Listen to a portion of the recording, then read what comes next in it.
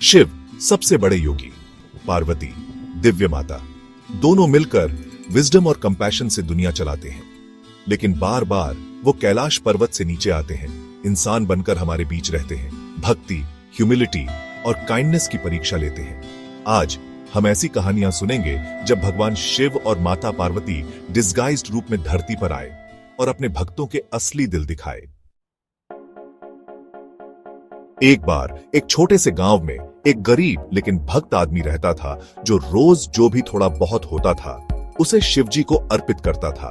उसकी unshakeable faith देखकर शिव और पार्वती ने उसकी परीक्षा लेने का सोचा। वो साधुओं का रूप धारण करके उसके घर गए। अपनी गरीबी के बावजूद भक्त ने उनका खूब आदर सत्कार किया, उन्हें खाना और रहने की जगह दी। जो भी उसके पास था वो बिना किसी हिचकिचाहट के दे दिया। उसकी भक्ति से खुश होकर शिव और पार्वती ने अपना असली रूप दिखाया और उसे प्रॉस्पेरिटी और इटर्नल स्पिरिचुअल विजडम का आशीर्वाद दिया। एक और कहानी में एक महान राजा अपनी शिव भक्ति के लिए फेमस था, लेकिन शिव ये जानना चाहते थे कि राजा की भक्ति सच्ची है या उसके पावर से जुड़ी है। एक बूढ़े भिखारी का रूप लेकर शिव राजा के सामने प्रकट हुए और भीख मांगी।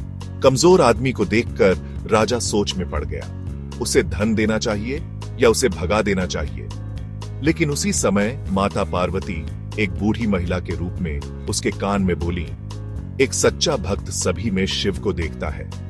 अपनी परीक्षा को समझते हुए राजा हम्बली बूढ़े भिखारी के पैरों पर गिर पड़ा और अपना सब कुछ अर्पित कर दिया। शिव और पार्वती मुस्कुराए, अपना दिव्य रूप दिखाया और राजा को इटर्नल विजडम का आशीर्वाद दिया। लेकिन हर परीक्षा का हैप्पी एंडिंग नहीं होता। एक कहानी में शिव और पार्वती ने एक गरीब बूढ़े जोड़े का रूप धारण किया और एक अमीर गांव में खाना मांगने गए। उन्हें हैरानी हुई कि विलेजर्स ने अपने धन के बावजूद उन्हें भगा दिया, उनके फटे कपड़ों का मजाक उड़ाया। उनका एरोगेंस और काइंडनेस की कमी देखकर शिव ने गांव पर तूफान ला दिया, जबकि पार्वती उनकी लॉस्ट सोल्स के लिए रोई। ये कहानी हमें याद दिलाती है कि काइंडनेस और भक्ति के बिना धन और पावर का कोई मतलब नहीं है। इन कहानियों के जरिए शिव और पार्वती हमें सिखाते हैं कि भक्ति सिर्फ रिचुअल्स नहीं है, ये काइंडनेस, ह्यूमिलिटी और सब में डिविनिटी देखने के बारे में है।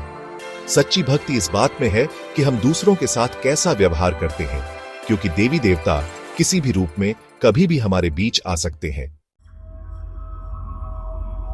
अगली बार जब आप किसी की मदद करें तो याद रखें, हो सकता है आप स्वयं भगवान की सेवा कर रहे हो।